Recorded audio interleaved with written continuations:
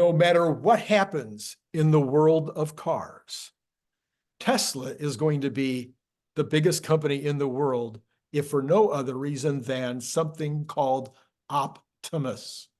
And it is my favorite subject in the entire world right now. I am so excited, I can hardly sit still. And therefore, I've called Brian White, about whom I'm also excited, to come and talk to me about Optimus, because I understand, Brian, this week you've been kind of focused on Optimus, and I'm thinking that you could have learned a thing or two about the future with Optimus that would be useful and helpful and beneficial to me, even if nobody else cares. I really care. Well, I have learned a thing. Two might be a stretch. We'll find out.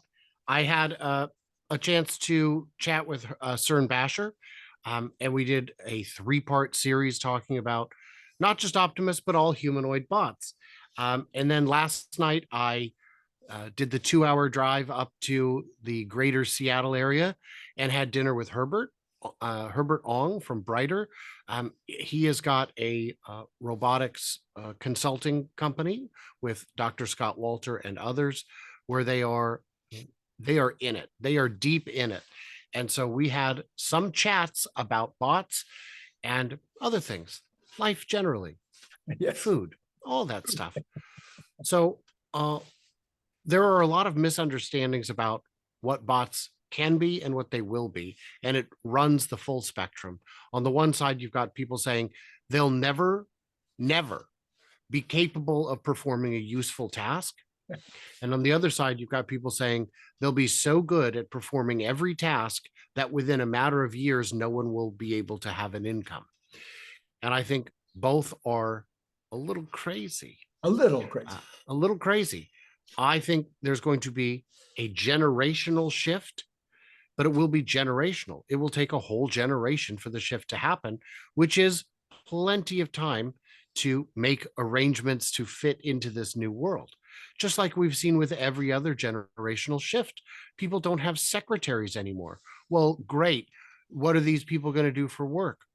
Something better. Yes, something better. Executive assistants and customer service people. I was there. I was running a company. I was running a company in the 90s with 100 employees. I had people that had who were called secretaries, and they became customer service, or they became executive assistants. Completely different job. They were no longer taking dictation. They were no longer typing. Well, they might be typing, but not my letters. That's for sure, because I was sending my letters by email. So that was a huge, massive shift. It was the number one job in America, was secretary, and within a generation, it was gone. Well, this destroys the world, does it? Because now they've got more fulfilling jobs. They can do something, anything else. There isn't a wasteland graveyard of all the people, of all the switchboard operators who have been replaced. Replacing switchboard operators with machines was a good thing. All the elevator operators. We don't need elevator operators. A machine can do it just fine. They don't take breaks. They don't go out sick. And they are held to a higher standard, and well, they should be. So yeah, there's on the side saying that they'll never be capable. I know you and I strongly disagree with that. We believe that they can already perform some useful tasks. Yes. I believe you think that they can perform higher degrees of tasks than I'm ready to acknowledge, because I haven't seen it. No. And I'm all about the proof of work. I need to see it. We did see that one bot putting on the badges on the hoods of the cars. That was not Figure. That was that other one, that Chinese one, I think. He was, they had just gluing the hood ornament onto the hood. And so there's jobs like that I think are very, very simple that they could do now. Whether you'd want them to necessarily at this exact moment, whether they're really ready to go, I do believe that they're ready to be tested in the factory. I believe probably the Tesla's already doing that, but I have no proof of that. And I am a couple steps behind you in my optimism, my optimism. Yeah. So there's a kind of, so that's the one side of it.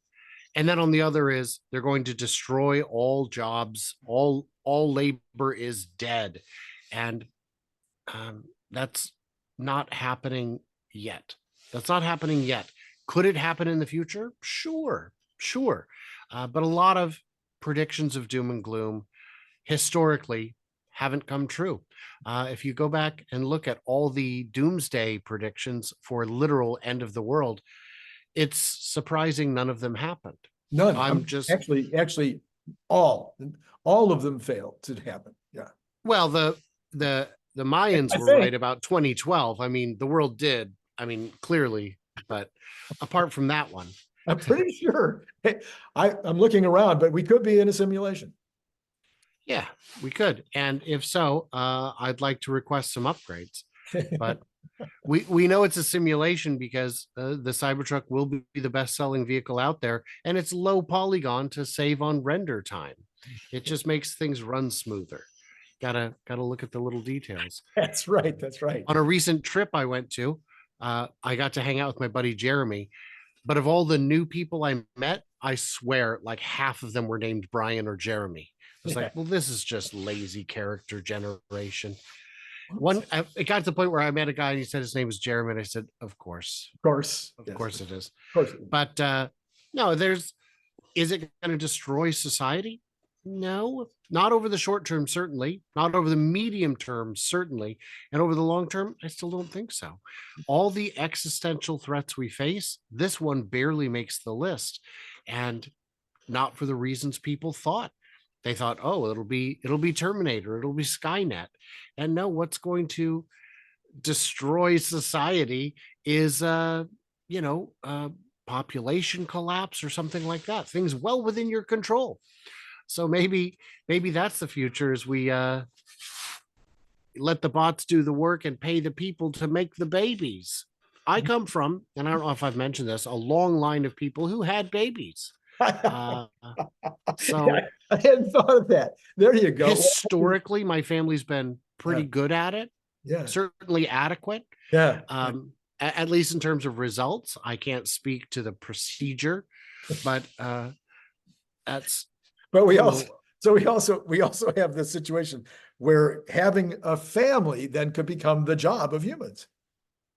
Populating the Earth could be the only job. They don't ever work in the coal mine again. They just stay home and raise children. Yes. And are we really that upset that humans will no longer be trapped in mines? Yeah. What a thing for my children or grandchildren to look back and go, Grandpa, was it true that humans used to get trapped in mines? Yes, absolutely yes. Why were they there in the first place? Surely there must be a better way. So with bots, the second thing I wanted to say about bots is the future is absolutely coming. Yeah. It was only 2-3 years ago when Tesla said, you know what, bots, and the internet went crazy and said, look at this dreamer at it again. He's insane. You think people haven't tried bots before? Well, not in earnest, no. And here we are today. There are over a dozen very serious startups, as well as a handful of big legacy companies looking at this saying, now is the time. We have the confluence of different technologies, the convergence of technologies that make it possible. Manufacturing in a way that allows for adequate precision to do delicate tasks is here. The missing piece was the programming them to do tasks. And the solution appears to be, don't. Let them do it themselves. Right. Let them do it themselves, because to try and hard code every task would be prohibitive. And, I still see people saying there will never be Optimus bots in a Tesla factory because they already have robots, big single-use, single-purpose robots, big industrial arms. yes, you're forgetting the point. By that reasoning, there shouldn't be humans either. None. So Yeah. the humanoid bot can fill a role that a stationary robot cannot. Right. Well, great, put wheels on the thing. Nah, now you can't have a 800-pound death machine rolling around in a space co-occupied with humans. Now a 150-pound robot that can easily be tipped over, Yeah. a little bit easier to, a little bit safer, a little bit more OSHA compliant, as I imagine it, especially if he's got cameras all around and sensors all around and the ability to understand the frailty of humanity. So, I was uh, watching a video yesterday with Zen Ko. He was being interviewed by Herbert. It was a very good video. And Zen Ko is the founder of another of the, I'm going to forget the name of his company, but it's a Singapore-based company with their manufacturing in Shanghai. And he said they considered making bots that might be only half the body, on wheels, two fingers, pinchers. And they decided really the smart way to do it is to just do the humanoid. Yes, they said there could be even, downstream, there could be circumstances where you only want half the body or you want it on wheels. But for most of the applications, the world is set up for humans. Everything is set up for humans. You don't want to have to change the environment to suit the bot. So you make it a humanoid, and now it's going to fit into almost all the circumstances that it needs to fit into. So that seems to be the way these, in fact, it's now up to, are you ready? 21 companies that are identified, absolutely. 21 companies that are seriously in the business. So, And out of stealth mode. and out of, yeah, no, visible. Yes. Very visible. Yes. And So, and there's more that are still in stealth mode. We know there's oh, for additional sure. China. Yeah.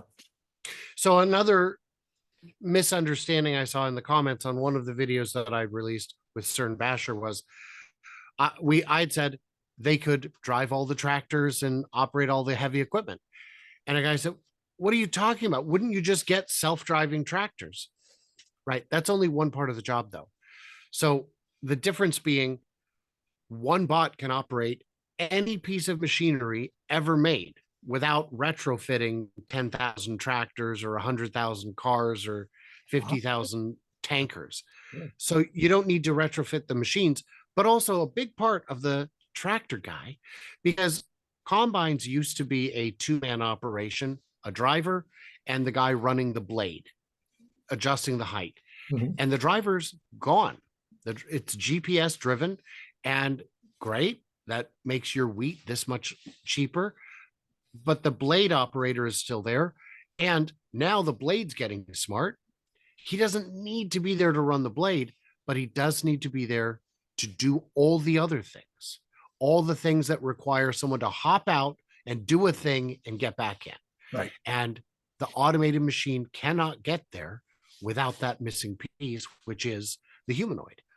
And like we've been saying for at least a year, the whole point, well, why make it a humanoid? Why not like wheels? Why not?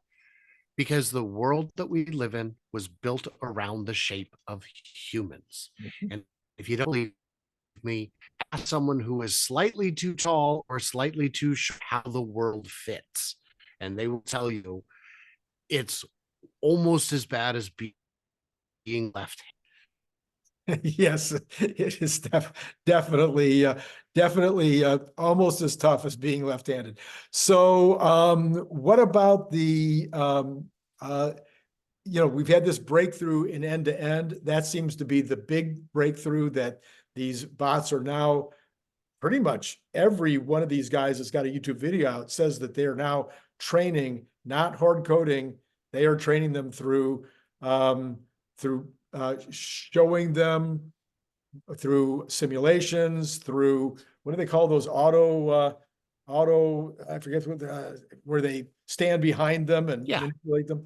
Yeah, so they're using all these methodologies where the bots then are able to also add some learning on their own on top of it. Yeah. And that's the missing thing was you had the puppeteering style training before. That's how robotic arms were one easy way to train a robotic arm rather than using all the pinpoint math. Uh, Dr. Scott Walter was saying that these they're already using AI to take my input where I say grab this and put it here and refine it and say how with less movements, a little bit quicker, wear out the actions less quickly, and AI is making all that possible. One thing I did want to address, and this will be brought up in a video with you on channels, there are a complaint is all these cost savings will not be passed down to the consumer, and I could not agree more strongly. Because if you look at things that have become automated, Brian, I'm going to interrupt you for a second. I'm going to switch us over to a different network. Okay.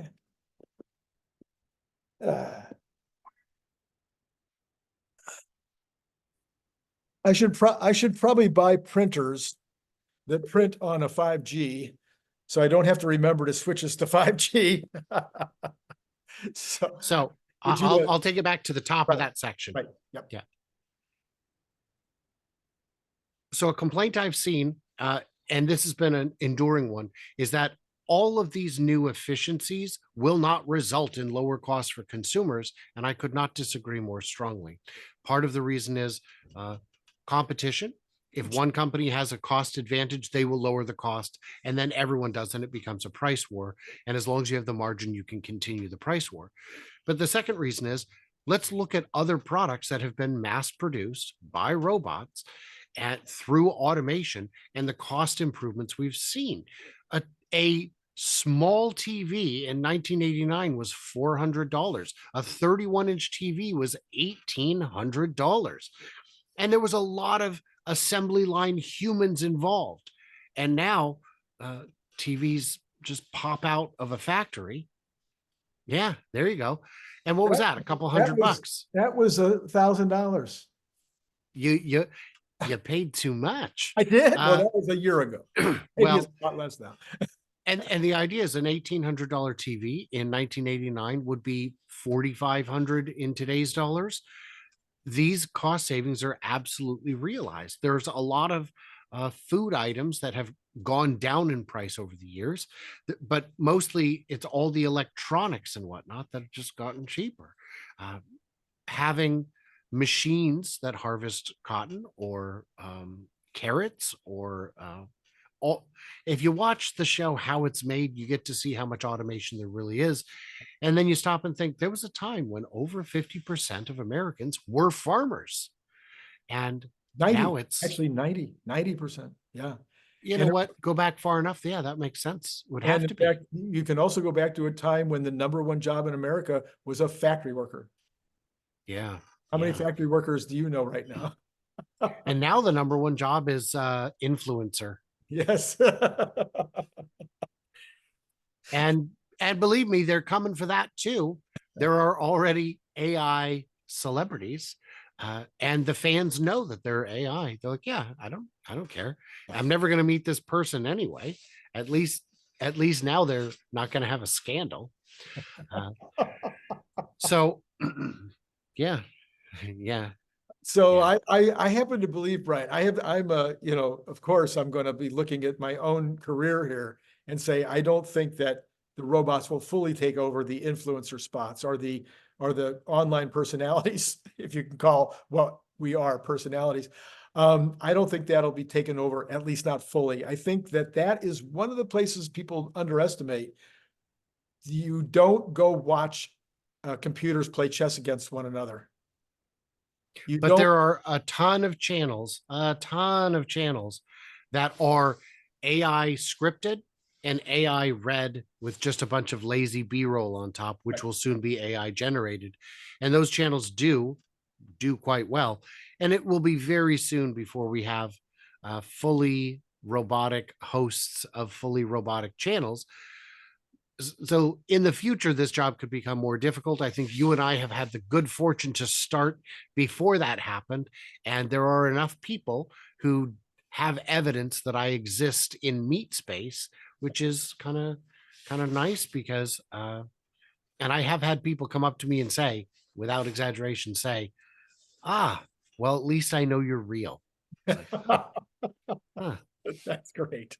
yeah. So, all right, everybody, the number one subject that everybody's concerned about, and having watched all the videos the last couple of weeks, I am more convinced than ever that 2025 will be the year. Elon has said it will be the year that they start selling or renting. He didn't say, he said shipping. He said shipping bots.